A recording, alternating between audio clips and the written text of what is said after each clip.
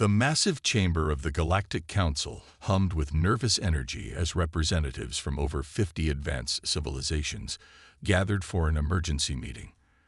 At the center of their concern was a swirling purple-blue anomaly that had appeared near the Orion Arm's busiest trade routes, threatening the stability of multiple star systems.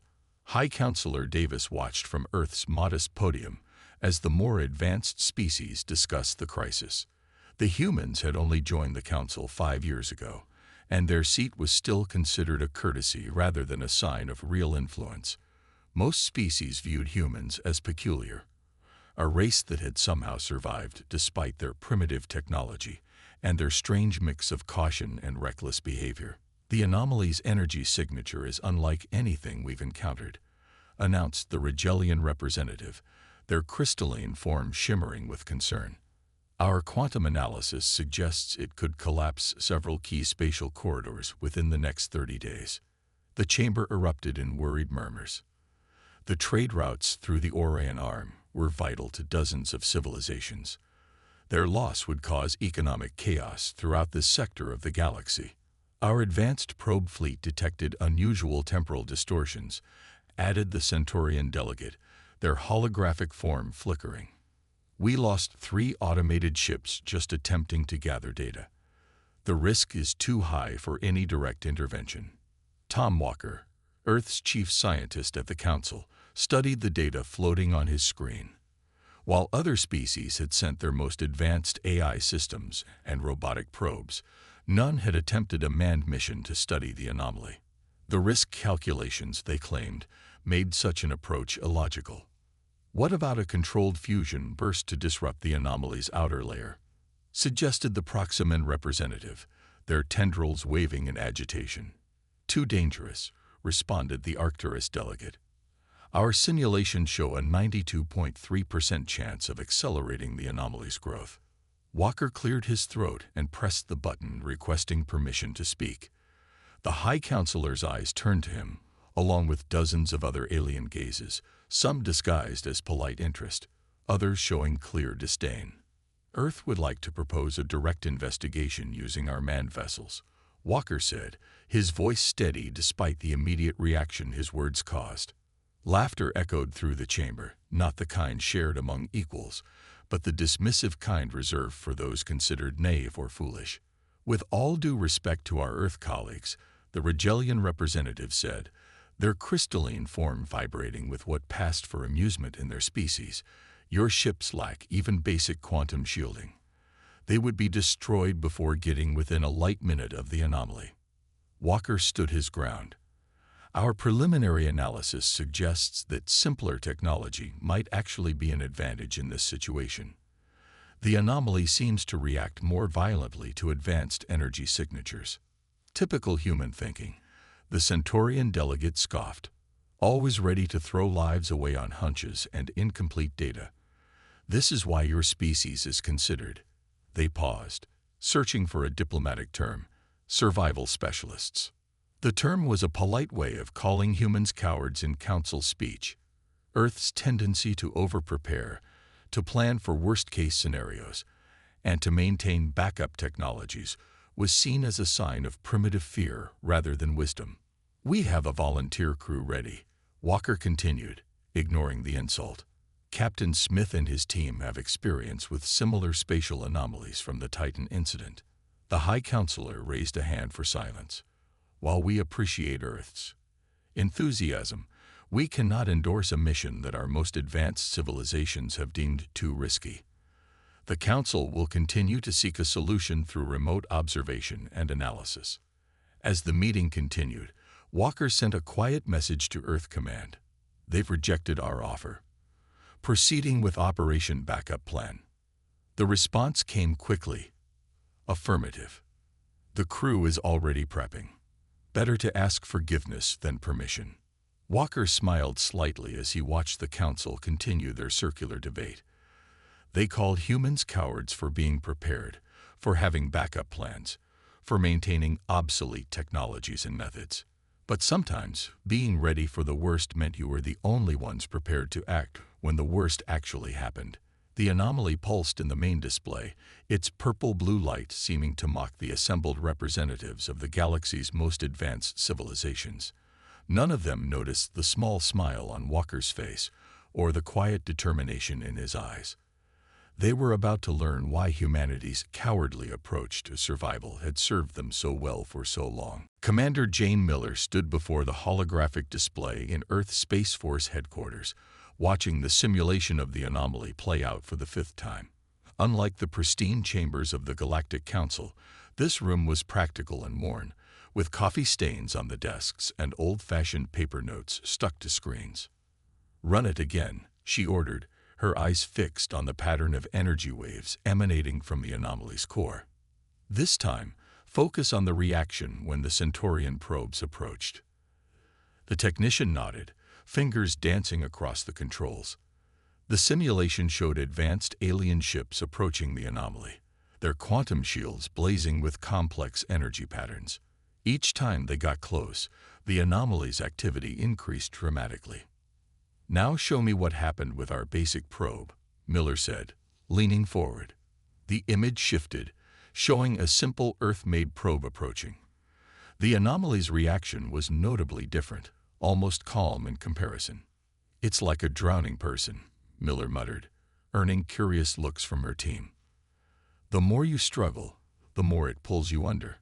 But if you relax..." She turned to face the assembled group of Earth's top scientists and military personnel. "The advanced species are approaching this all wrong. Their fancy shields, their quantum harmonics, their temporal stabilizers. They're making it worse. The anomaly feeds on complex energy patterns. Like trying to put out a fire with rocket fuel," added Captain Robert Smith, who had been quietly observing from the corner. He was slated to lead the mission, if they got approval. Miller nodded. "Exactly. We need to go basic. Real basic. Remember the old Faraday cages? Simple electromagnetic shielding. That's our answer." "The aliens will laugh themselves sick," someone muttered. "Let them laugh," Miller said, pulling up the design specs for Earth's newest ship class. "We're going to strip down the Jefferson and her sister ships. Remove all the fancy new shields they made us install. Replace them with good old-fashioned metal and magnetic fields." The room burst into activity as engineers and scientists began running calculations. Earth might be considered primitive by galactic standards, but they had never abandoned their old technologies. Where other species replaced their old tech entirely, humans kept everything that worked, creating layers of redundancy that other races found absurdly cautious. "What about the crew?" Smith asked, his voice carrying over the buzz of activity. "The Council banned any direct intervention." Miller smiled. "The Council banned their citizens from approaching, but they don't actually have authority over internal human affairs. They just assume everyone will follow their logical recommendations." She pulled up the crew manifest she'd been preparing. "We've got volunteers from every major space program on Earth. People who understand that sometimes you have to take calculated risks. Real risks, not just computer simulations." The next hour was spent reviewing the mission parameters. The plan was beautifully simple by galactic standards. 3 ships, stripped down to basic systems, would approach the anomaly using minimal power signatures. Their hulls would be covered in a mesh of simple conducting materials, creating a basic shield against electromagnetic interference. "The aliens think we're cowards because we plan for failures," Miller said as they finalized the details. "They don't understand that accepting the possibility of failure is what lets us take real risks. Their AIs calculate a 92.3% chance of failure, so they quit. We look at those same odds and think, that's a 7.7% chance of success." The room fell quiet as Admiral Thompson stepped in, holding the secure comm unit. "Just got word from our council rep. The aliens are still debating what to do. We have unofficial authorization to proceed with our plan while they're distracted." Miller looked at Smith. "Your crew ready, Captain?" He nodded. "Been ready since we first detected the anomaly. Some of us actually packed our bags before the council meeting even started." Typical paranoid humans, Miller said with a grin, using the aliens' favorite criticism of their species, always preparing for the worst. The room filled with knowing chuckles.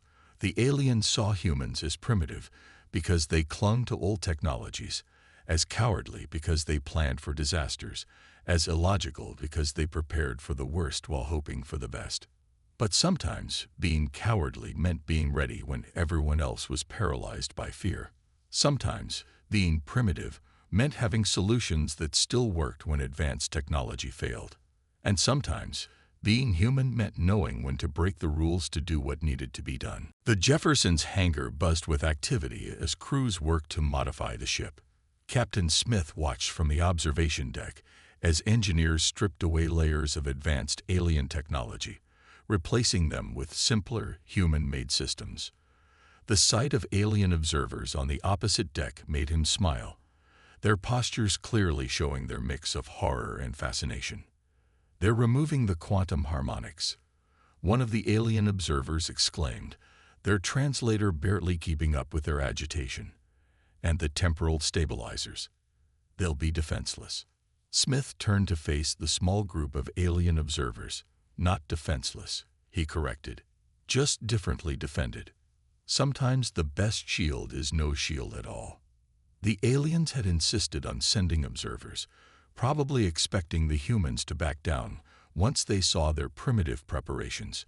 Instead, they were witnessing something that went against everything their advanced civilizations believed in: deliberate technological regression.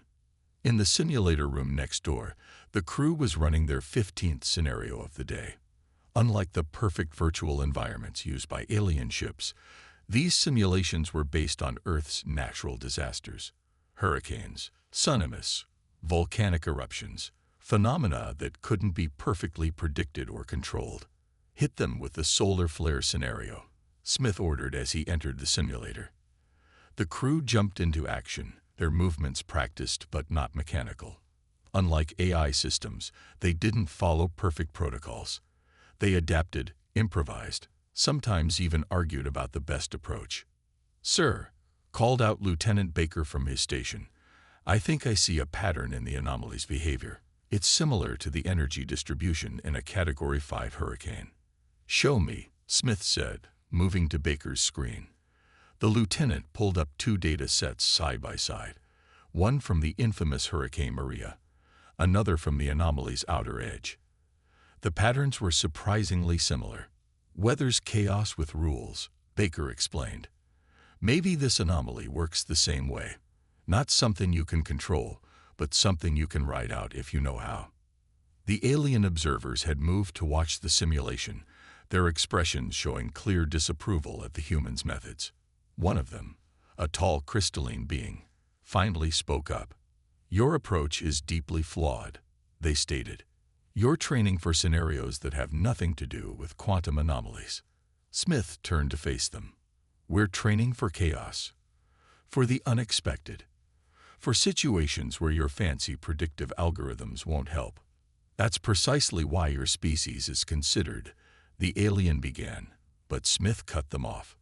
"Cowardly, because we prepare for the worst, because we don't trust technology to save us from everything." He gestured to the crew running their drills. "Look at them. Really look. They're not afraid. They're ready." The simulation room suddenly filled with red light as a new scenario began. The crew jumped into action, dealing with multiple system failures while navigating through a simulated storm of quantum particles. Their movements weren't perfect, but they were quick, decisive, and above all adaptable. "Bring up the solar storm protocol," shouted Baker, "but reverse the polarity. Treat it like we're diving into the eye of a hurricane." The crew adjusted, working together to modify established procedures on the fly. It wasn't elegant by alien standards, but it was effective. They failed the simulation, but learned from it, immediately discussing what went wrong and how to improve. "Your species is strange," one of the alien observers noted. "You prepare extensively for failure, yet you seem almost eager to face it." "We're not eager to fail," Smith corrected. "We're ready to fail. There's a difference.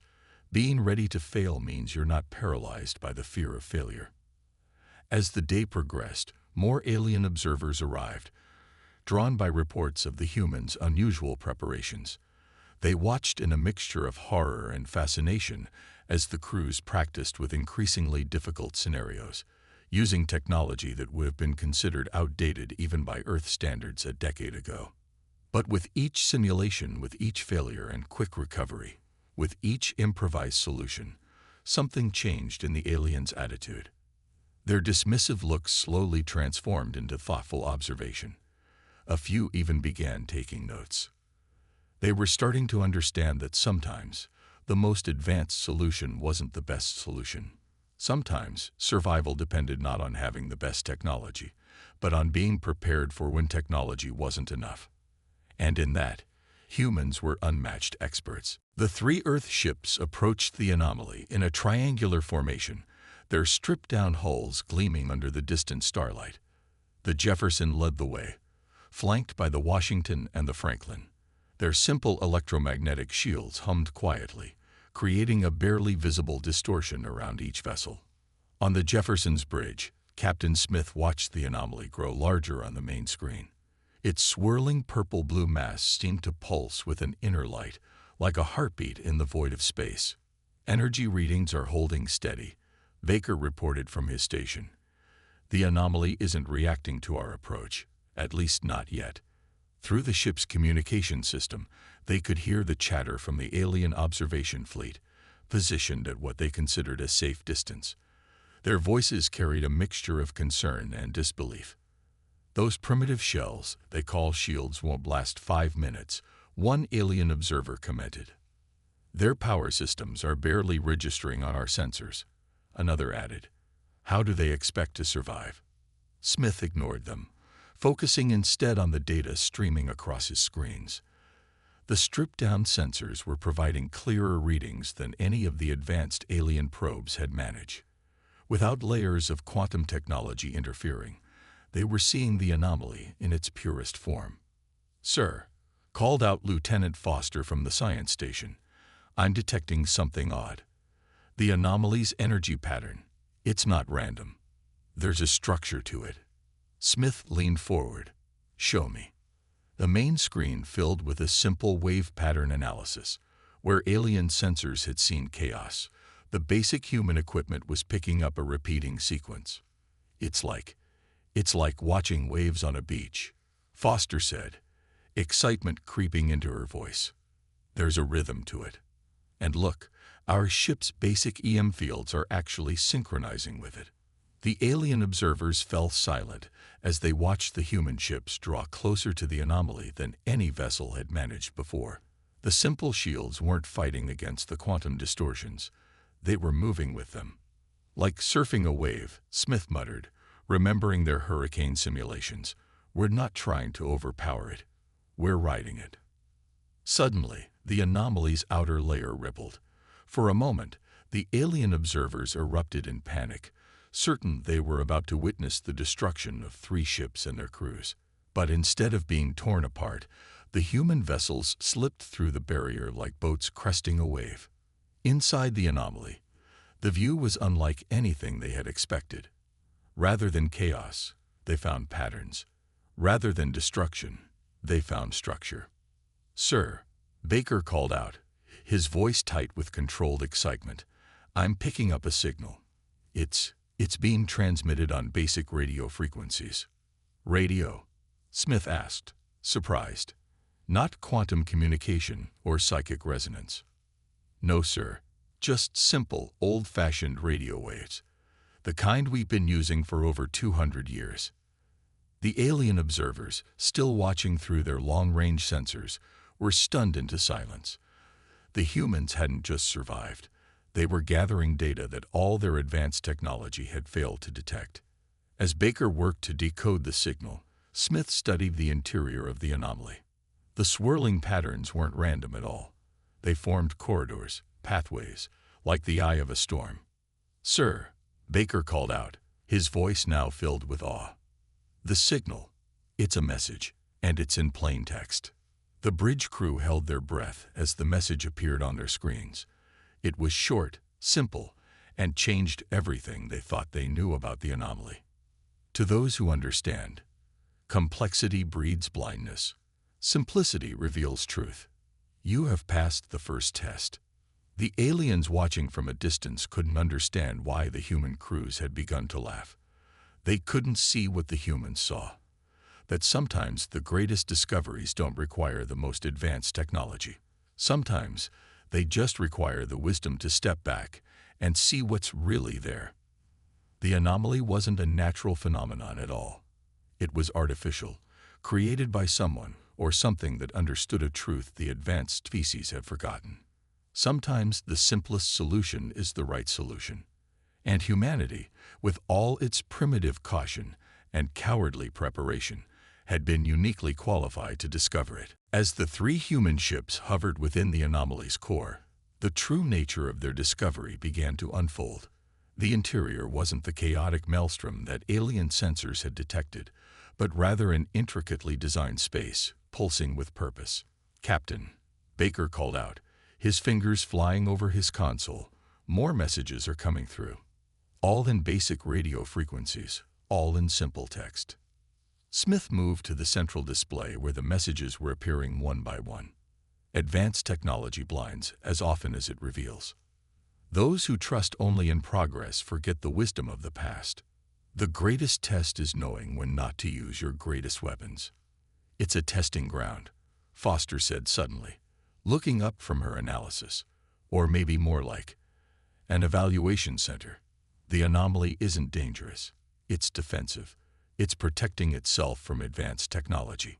The Jefferson's simple sensors were picking up details that the aliens' quantum scanners had missed completely.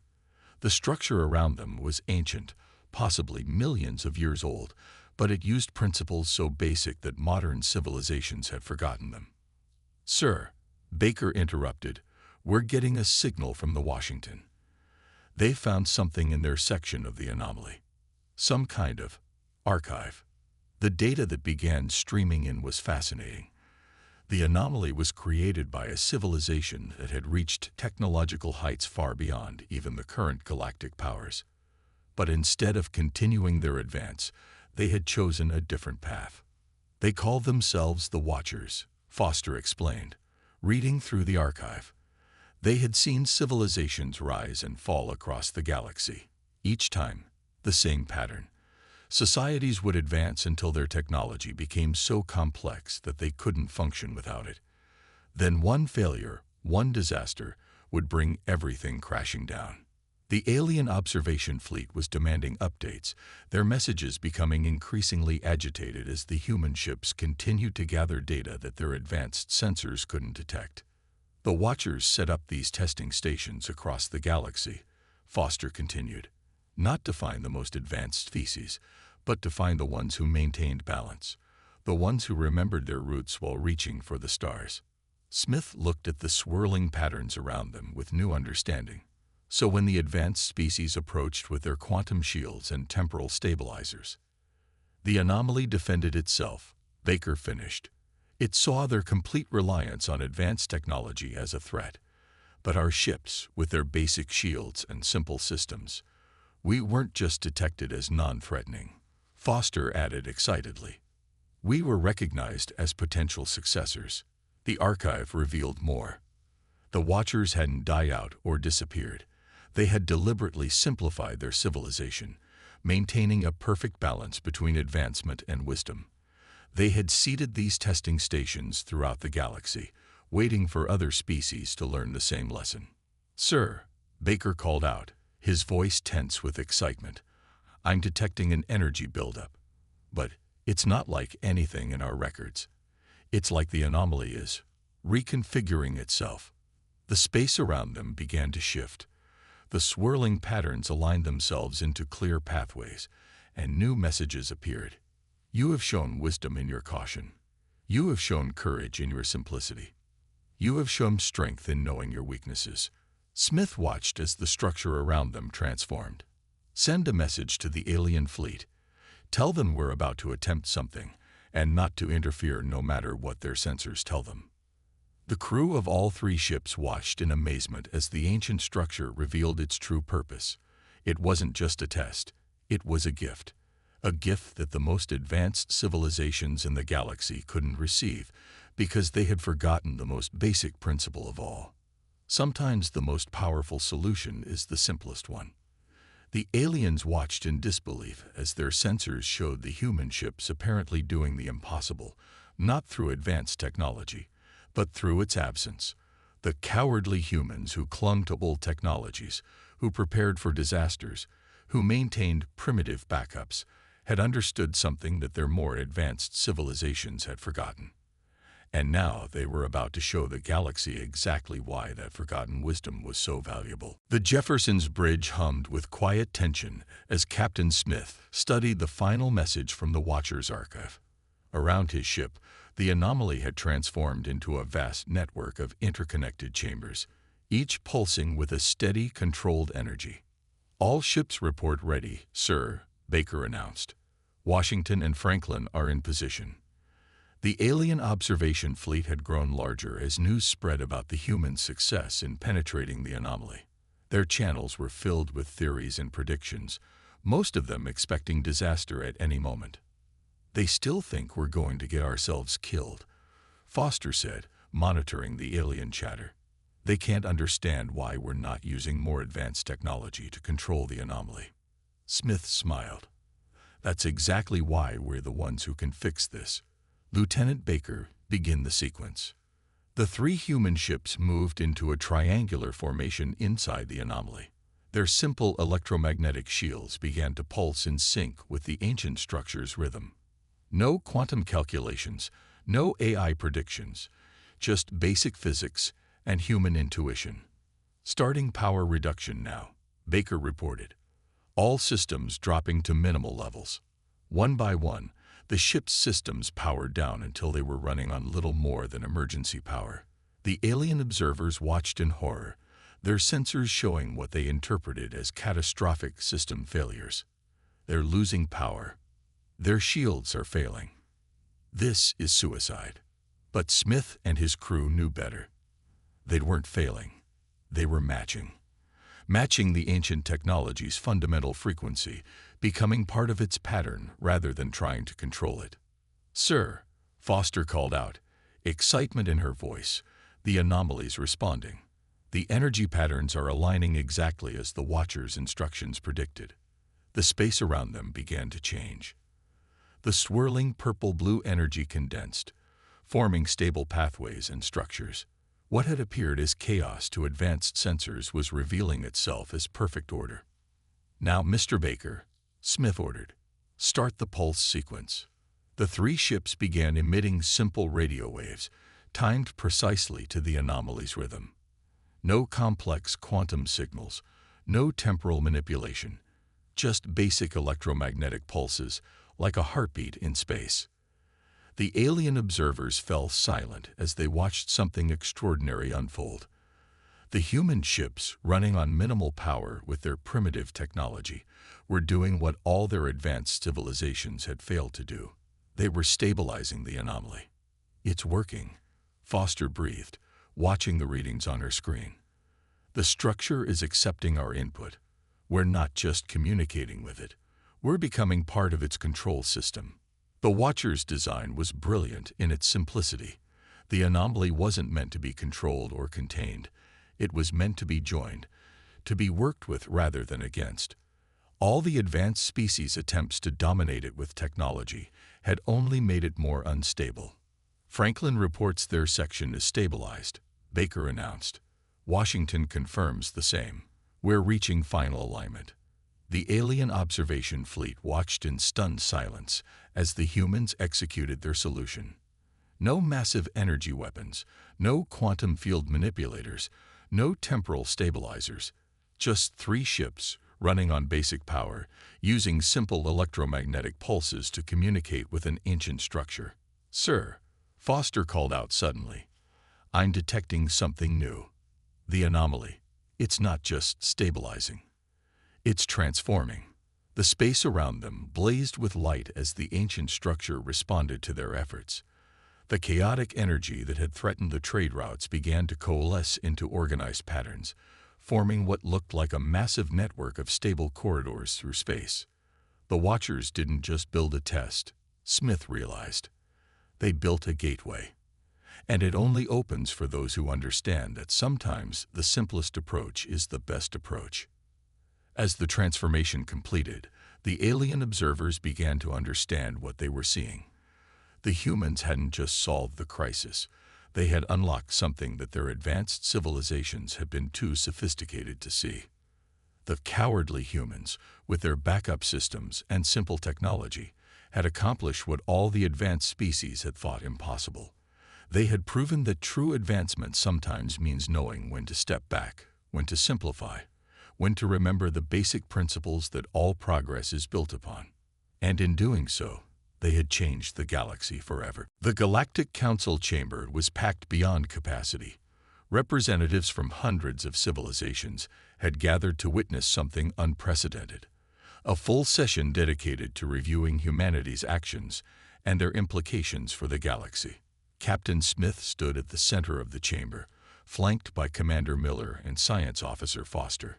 The huge screens behind them showed recordings of their ships stabilizing the anomaly and revealing its true nature. What you achieved was unexpected, the High Counselor admitted, their tone carrying a mixture of embarrassment and respect. Our most advanced civilizations deemed the anomaly too dangerous to approach, yet your simpler method succeeded. We didn't succeed because we were brave, Smith responded, his voice carrying clearly through the chamber. We succeeded because we were prepared.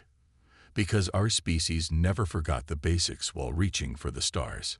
The Watchers' Gateway Network, now stable and operational, had revolutionized galactic travel overnight.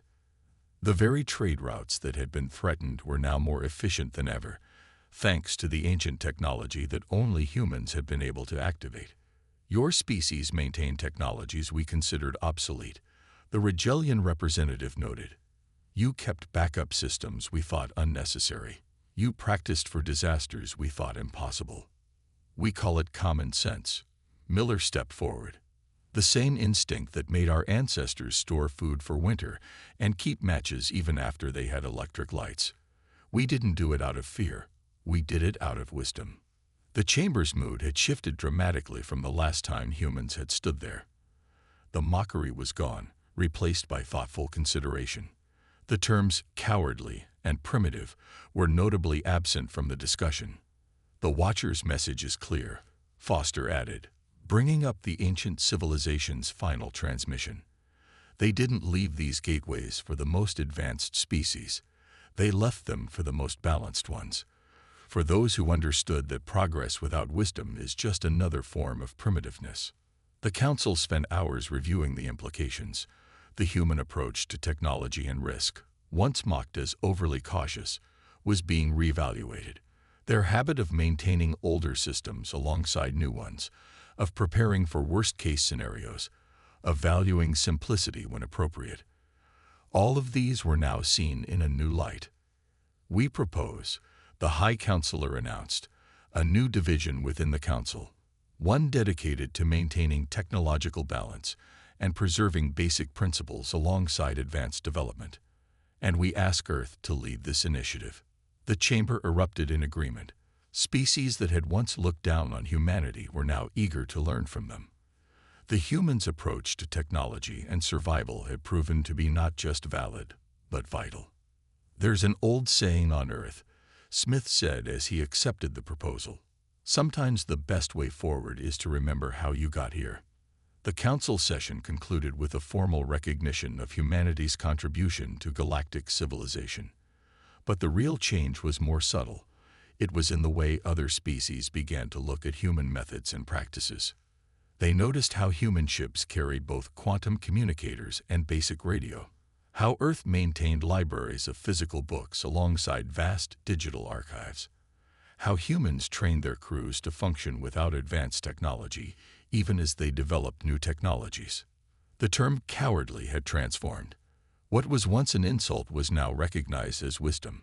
The humans' careful preparation, their maintenance of basic systems, their focus on survival. These were now seen as strengths rather than weaknesses. As Smith and his team prepared to return to their ships, an elder member of the council approached them. "We thought we were so advanced," the ancient being said softly. "We thought progress meant leaving the past behind. But you humans, you showed us that true advancement means building upon your foundations, not abandoning them." Smith nodded, thinking of the Watchers and their message. "The most advanced civilization isn't the one with the most sophisticated technology," he replied. "It's the one that knows when to use it, and when not to." The human delegation left the council chamber that day having changed more than just galactic politics. They had changed how an entire galaxy thought about progress, about wisdom, about the balance between advancing and remembering. And somewhere, perhaps, the Watchers were nodding in approval at the species that understood their most important lesson. True wisdom lies not in how far you can go, but in remembering where you came from.